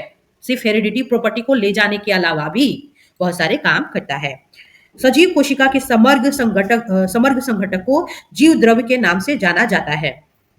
यानी कि कोशिका में जो बहुत सारा पार्ट पाया जा रहा है, बहुत सारी जो चीजें पाई जा रही हैं, उसको हम प्रोटोप्लाज्म यानी जीव द्रव्य के नाम से जानते हैं। जो भी सेल के अंदर चीज पाया जा रहा है वो सभी एक नाम से जाना जाता है, प्रोटोप्लाज्म। इसमें प्रोटोप्लाज्म में क्या आता है? कोशिका द्रव्य और केंद्रिका दो द्रव्य दोनों सम्मिलित होते हैं। यानी सेल के अंदर का जो सेल द्रव्य है यानी साइटोप्लाज्म है, केंद्रिका यानी न्यूक्लियोलस के अंदर का जो द्रव्य है, दोनों प्रोटोप्लाज्म के हिस्से हैं, दोनों प्रोटोप्लाज्म कहे जाते हैं। अगर आपसे कोई बोले प्रोटोप्लाज्म क्या है तो आप बोलोगे साइटोप्लाज्म यानी सेल के अंदर का जो द्रव्य है साइटोप्लाज्म, वो साथ साथ जो केंद्रिका है बीच में, उसके अंदर का जो लिक्विड है वो दोनों सम्मिलित हैं आपके प्रोटोप्लाज्म के अंदर। जीव द्रव्य कोशिका का जीवित पदार्थ है। किसी भी जीव का जो जीवित पदार्थ है वो प्रोटोप्लाज्म होता है। जीव द्रव्य कोशिका का जीवित पदार्थ कहलाता है, यानी कि लाइफ इससे ही डिसाइड होती है। इस तरीके से ही मैंने बताया था अभी जो डॉली वाला, जो आप पढ़े होंगे डॉली वाले में, जो जिस भेड़ का हमने न्यूक्लियस ट्रांसफर किया था उसी भेड़ का ज्यादा प्रॉपर्टी आपको डॉली में दिख रहा था। जिससे हमने सेल लिया था उसका नहीं, जिससे हमने न्यूक्लियस लिया था उससे। तो कहीं ना कहीं न्यूक्लियस में ही उसकी जो केंद्रक है वो पूरा लाइफ डिसाइड कर रहा था, बहुत चीजों को डिसाइड कर रहा था। तो वो हेरिडिटी प्रॉपर्टी भी डिसाइड कर रहा था और वही किसी भी कोशिका का जीवित पदार्थ कहलाता है। पहेली जानना चाहती है कि क्या पौधों, जंतु और जीवाणु की कोशिका में केंद्रक की संरचना एक समान होती है? और क्या पौधों में, जंतु में और छोटा जो जीवाणु है उसमें सेल का जो स्ट्रक्चर है क्या सब में एक समान होता है? जीवाणु कोशिका का केंद्रक बहुकोशिकीय जीवों के केंद्रक के समान सुसंगठित नहीं होता। यानी बड़ा जो ऑर्गेनिज्म है उसमें बहुत सारी चीजें पाई जा रही हैं तो वो बहुत तरीके से ऑर्गेनाइज होती हैं, जबकि जीवाणु सेल का जो केंद्रक है वो अलग होता है। तो वही कहा गया है कि जीवाणु कोशिका का जो केंद्रक होता है बहुकोशिकीय जीवों के केंद्रक के समान उतना ऑर्गेनाइज नहीं होता, उतना सुगठित नहीं होता है। इसमें केंद्रक झिल्ली अनुपस्थित होती है। किसमें किसमें केंद्रक झिल्ली अनुपस्थित होती है? जीवाणुओं में केंद्रक झिल्ली अनुपस्थित होती है। क्योंकि केंद्रक झिल्ली किसमें पाई जाती है? केंद्रक झिल्ली हम सब में पाई जाती है। केंद्रक झिल्ली का मतलब जो केंद्रक है, जो केंद्रक देखे हो गोल वाला, उसके बाहर भी एक झिल्ली होता है। वो केंद्रक झिल्ली जीवाणुओं में नहीं पाया जाता, ये झिल्ली जो है जीवाणुओं में नहीं पाया जाता है। जबकि बड़े बड़े जो ऑर्गेनिज्म है जैसे हम लोग हैं मल्टीसेलुलर ऑर्गेनिज्म, इसमें केंद्रक के बाहर भी एक झिल्ली होती है जिसको केंद्रक का आवरण भी बोलते हैं। ऐसी कोशिकाएं जिसमें केंद्रक झिल्ली के बिना होता है वो प्रोकैरियोटिक कोशिका कहलाती है, जिसका जो न्यूक्लियस है और ये न्यूक्लियो मेम्ब्रेन है,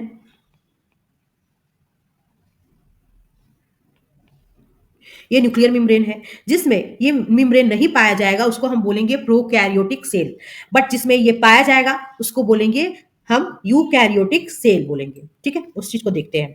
इस प्रकार की कोशिकाओं वाले जीव प्रोकैरियोट्स एनिमल्स कहलाते हैं।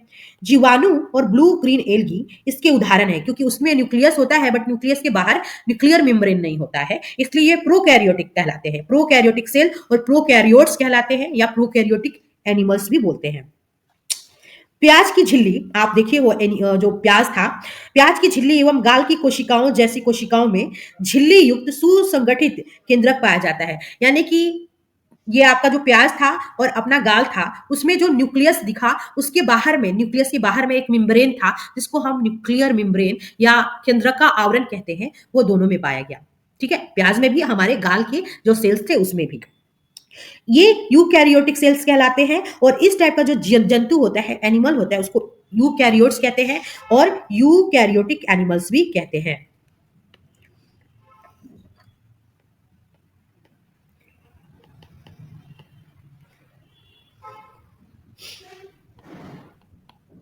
ठीक है, यहाँ पे बता दिया कि न्यूक्लियस के बाहर भी एक मेम्ब्रेन होता है, वो बात अलग है कि हम उसको दिखाते नहीं हैं।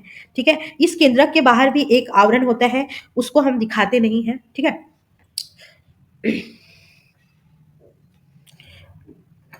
यहाँ पे आते हैं। प्याज की झिल्ली, प्याज की झिल्ली की कोशिकाओं का प्रेक्षण करते समय क्या आपने कोशिका द्रव्य के बीच खाली अथवा दिखने वाली संरचनाओं पर ध्यान दिया? है ना, इन्हें रिक्तिका कहते हैं। जैसे ये जो प्याज का सेल आप देखोगे तो वहां पे एक गोल सा बड़ा सा खाली स्पेस दिखाई देगा, जिसको रिक्तिका कहते हैं, वैक्यूल बोलते हैं इंग्लिश में, वैक्यूल बोलते हैं इसको। यह मात्र एक एवं बड़ी हो सकती है। किसमें? ये प्याज की बात कर रहे हो तो ये प्लांट में एक होगा और बड़ा होगा, इतना याद रखिएगा। जैसे कि प्याज की झिल्ली की कोशिका में दिखाई देती है, प्याज की झिल्ली की कोशिका में दिखाया गया है, थोड़ा देख लेते हैं कहाँ दिखाया गया है। ऐसा तो कुछ यहाँ पे अभी नहीं पता चल रहा, आगे हम देखते हैं। देखो यहाँ पे इसमें दिख जाएगा, ये दिखाया गया है जो प्लांट सेल है इसमें ये जो खाली स्पेस है पूरा एक बड़ा सा खाली स्पेस होता है जिसको हम रिक्तिका कहते हैं। बट जंतु वाले में क्या होता है, ऐसे बहुत सारी रिक्तिका पाए जाते हैं, प्लांट में एक ही होता है।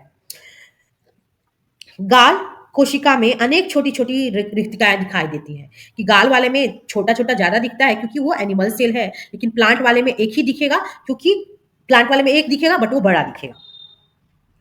बड़ी रिक्तिकाएं आमतौर पर पौधों की कोशिकाएं में पाई जाती हैं, जंतुओं में ये रिक्तिकाएं बहुत छोटी होती हैं।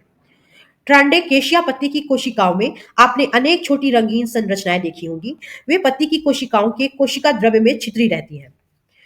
कोशिकाओं के द्रव्य में बहुत सारा जो छोटा छोटा रंगीन हम लोगों ने देखा होगा, यहाँ पे बताया जा रहा है ट्रांसकेडिया में, और जो जो साइटोप्लाज्म में जो बिखरा हुआ था रंगीन छोटा छोटा स्ट्रक्चर, छोटी रंगीन संरचनाएं, उसको हम प्लास्टिड बोलते हैं, या विभिन्न रंगों के होते हैं। प्लास्टिड बहुत अलग अलग कलर का होता है, उनमें से कुछ में हरा पिगमेंट यानी हरा रंजक उपस्थित होता है जिसे क्लोरोफिल कहते हैं। थोड़ा देख लेते हैं नीचे में, आपको इसमें बहुत सारा प्लास्टिड दिखाई देगा, यहाँ पे हालांकि दिख नहीं रहा है अभी, प्लास्टिड दिखाई देगा। ये देखो हरा हरा दिख रहा है ना, हरा हरा दिख रहा है, तो ये जो हरा वाला है इसको हरित लवक बोलते हैं, इसी को प्लास्टिड बोलते हैं। लेकिन ये हरा वाला दिख रहा है, लेकिन ऐसे बहुत सारे कलरफुल वाले प्लास्टिड उपस्थित होते हैं प्लांट में, जो डिफरेंट कलर को डिनोट करते हैं। इसी वजह से गाजर आपको ऑरेंज नजर आता है, बहुत सारा फ्रूट्स का कलर नजर आता है। तो क्लोरोफिल जनरली नजर आ जाता है हमें। हरे रंग के प्लास्टिड्स को क्लोरोप्लास्ट अथवा हरित लवक कहते हैं, वे पत्तियों को हरा रंग प्रदान करते हैं। आपको याद होगा कि पत्तियों के क्लोरोप्लास्ट में उपस्थित क्लोरोफिल फोटोसिंथेसिस के लिए आवश्यक होता है। यही जो आप देख रहे हो ग्रीन ग्रीन ग्रीन ग्रीन ये सब देख रहे हो, ये क्लोरोप्लास्ट है जो फोटोसिंथेसिस के लिए रिस्पॉन्सिबल है। अब आपको आगे पढ़नी है प्लांट और एनिमल सेल्स का कंपेयर करना है, दोनों में आप डिफरेंस भी यहीं से लिख सकते हैं। यहाँ पे आपको जो दोनों का चित्र बना दिया गया है इसी से हम समझ सकते हैं और तुलना कर सकते हैं। ध्यान से देखिएगा,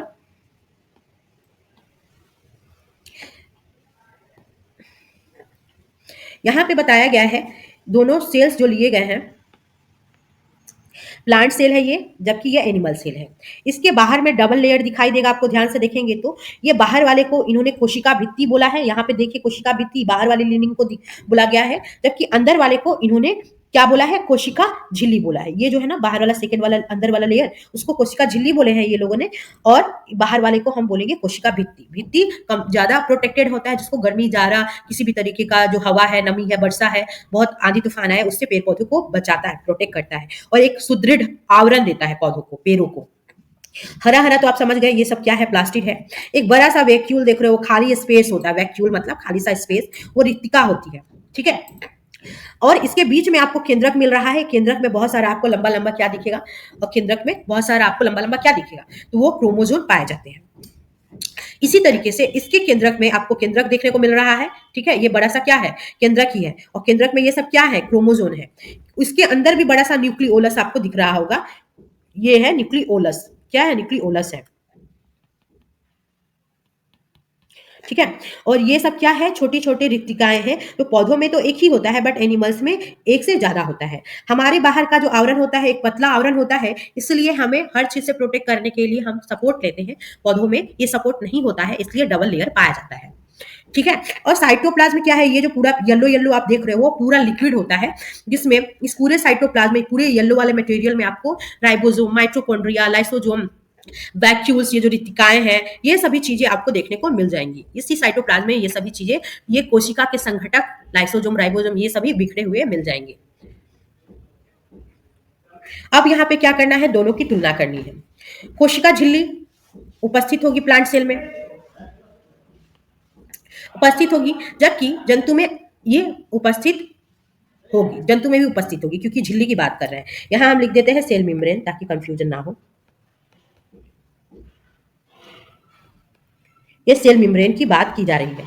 यहाँ पे है ये सेल वॉल है, भित्ति को वॉल बोलते हैं। सेल वॉल पौधों में होता है, जबकि जंतु में एब्सेंट होता है। केंद्रक दोनों में पाया जाएगा। केंद्रक झिल्ली फिर से दे दिया गया है। केंद्रक का जो बाहर का झिल्ली है वो कहाँ पे आपको मिलेगा, यहाँ पे आपको दिख रहा है। ये केंद्रक झिल्ली भी दोनों में प्रेजेंट होता है। जो न्यूक्लियस के चारों ओर एक लाइनिंग होती है, न्यूक्लियर मेम्ब्रेन जो बोलते हैं, वो दोनों में प्रेजेंट होता है। कोशिका द्रव्य भी दोनों में होता है। प्लास्टिड कहाँ पे पाया जाएगा, प्लांट में पाया जाएगा, क्योंकि वो उसको क्लोरोप्लास्ट और विभिन्न टाइप का जो डिफरेंट काइंड्स का जो कलर है सब्जियों में, गाजर में, ऑरेंज में, ये प्रदान करता है। तो प्लास्टिड उसमें पाए जाते हैं प्लांट में, जबकि एनिमल्स में प्लास्टिड एब्सेंट होता है। वैक्यूल्स जो है, आपको एक बड़ा वैक्यूल प्लांट में दिखेगा, बस यहाँ पे एक से ज्यादा दिखेगा किसमें, एनिमल्स में। तो ये बेसिक डिफरेंस है जो आपको याद रखना है। इस चैप्टर में अब तक आपने क्या पढ़ा कि सेल क्या है। सेल एक स्ट्रक्चरल और फंक्शनल यूनिट है हमारे बॉडी का। कोशिका झिल्ली आपको प्लांट में भी मिलेगा, एनिमल में भी मिलेगा। एक बाहरी स्ट्रक्चर होता है जो सुदृढ़ शेप और साइज प्रदान करता है। बट कोशिका झिल्ली के बाहर भी एक झिल्ली होती है जिसको कोशिका भित्ति बोलते हैं, इसको सेल वॉल बोलते हैं इंग्लिश में, जो कि सिर्फ प्लांट में पाया जाएगा। ये पाया जाएगा प्लांट में ओनली।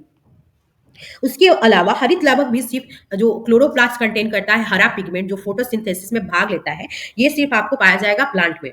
ठीक है। गुणसूत्र आपको दोनों में पाए जाएंगे। ठीक है। ये गुणसूत्र कहाँ होता है, केंद्रक के अंदर, केंद्रक के अंदर होता है। कहाँ होता है, केंद्रक के अंदर में होता है गुणसूत्र, लंबा लंबा बिखरा पड़ा रहता है। एक मिनट, ये आपको केंद्रक के अंदर रहता है।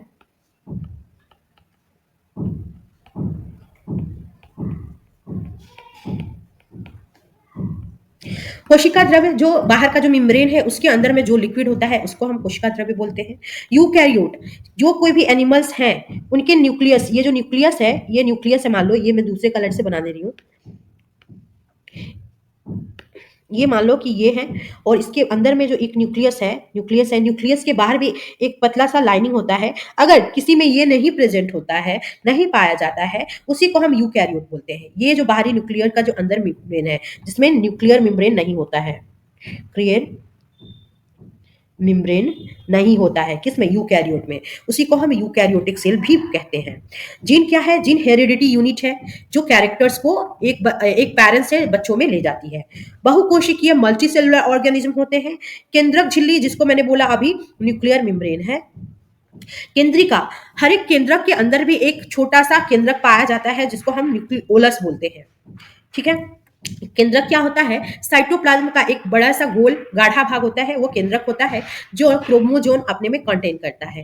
अंग किससे बनते हैं, टिश्यू के ग्रुप से बनते हैं।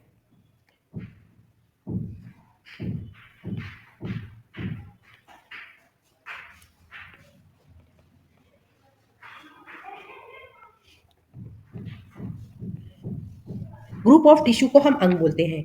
साइटोप्लाज्म में जो भी पाया जाता है, साइटोप्लाज्म में जो पाया जाता है, प्लाज्मा झिल्ली क्या होती है, प्लाज्मा झिल्ली को ही हम कोशिका झिल्ली भी कहते हैं। इसको हम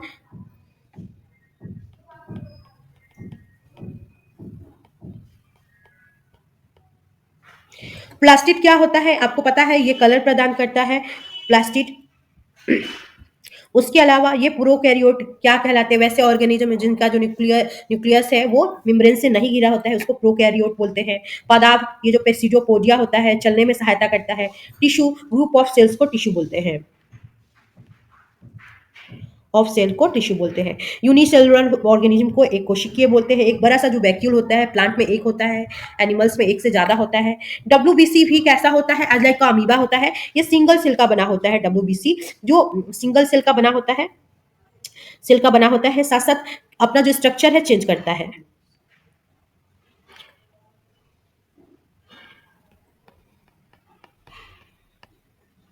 ये अपना स्ट्रक्चर चेंज करता है, याद रखिएगा ये, ठीक है। अधिकतर जीवों में छोटी संरचनाएं दिखाई देती हैं जिसे अंग कहते हैं। सभी अंग और भी छोटे भागों से मिलकर बने होते हैं। किसी जीव की सूक्ष्मतम जीवित रचना को कोशिका कहते हैं, यानी सबसे छोटी इकाई को। सबसे पहले कौर की कोशिकाओं की खोज रॉबर्ट हुक के द्वारा 1665 ईस्वी में की गई थी। कोशिकाओं की विविध आकृतियां एवं साइज परिलक्षित होते हैं। और एक अलग अलग टाइप का जो सेल होता है उनका अलग साइज होता है, शेप होता है, जैसे गोल होता है, लंबा होता है, तरकू रूपी होता है। विभिन्न जीवों में कोशिकाओं की संख्या भी अलग होती है। एक सेल का भी ऑर्गेनिज्म होता है और खरबों सेल का भी ऑर्गेनिज्म होता है। कुछ कोशिकाएं बहुत बड़ी हैं जिन्हें आप अपनी आंखों से देख सकते हैं, जैसे कि शुतुरमुर्ग का अंडा और मुर्गी का अंडा। कुछ जीव मात्र एक कोशिका के बने होते हैं और अपने जीवन के सारे काम करते हैं, जबकि कुछ ऑर्गेनिज्म मल्टी सेलुलर होते हैं। एक कोशिकीय जीवों में एक सेल जो है सारा अपना काम करता है, जबकि बहुकोशिकीय जीवों में विशिष्ट कोशिकाओं के समूह के द्वारा एक काम को किया जाता है। कोशिका के 3 मुख्य भाग होते हैं। पहला तो कोशिका झिल्ली, जिसको सेल मेम्ब्रेन बोलते हैं, साइटोप्लाज्म जिसको कोशिका द्रव्य बोलते हैं, और साइटोप्लाज्म में बहुत छोटी छोटी संरचनाएं पाई जाती हैं, ठीक है, जो कोशिका का संगठन या कोशिकांग कहलाता है, एवं केंद्रक जो बीच का एक गाढ़ा भाग होता है। केंद्रक और कोशिका द्रव्य को केंद्रक झिल्ली अलग करती है। केंद्रक की जो झिल्ली होती है, न्यूक्लियस का जो मेम्ब्रेन होता है, वो केंद्रक को जो साइटोप्लाज्म है उससे अलग करता है। कोशिका जिसमें सुसंगठित केंद्रक नहीं पाया जाता, अर्थात एक तरीके का जो केंद्रक है वो अच्छे तरीके से डेवलप नहीं होता है, उसे हम, और साथ साथ केंद्रक झिल्ली उपस्थित होती है, उसे हम प्रोकैरियोटिक कोशिका कहते हैं। पादप कोशिका जो होता है वो जंतु कोशिका से भिन्न है। पादप कोशिका जंतु कोशिका से भिन्न है क्योंकि इसमें कोशिका झिल्ली के बाहर कोशिका भित्ति होती है। रंगीन संरचनाएं जिसे प्लास्टिड कहते हैं केवल पदार्थ कोशिका में ही पाई जाती है। हरे प्लास्टिड जिसमें क्लोरोफिल पाया जाता है वो क्लोरोप्लास्ट कहलाते हैं। पादप कोशिका में एक बड़ी केंद्रीय रितिका होती है, जबकि जंतु में ये रितिकाएं एक से ज्यादा होती हैं और छोटी छोटी होती हैं। Thank you.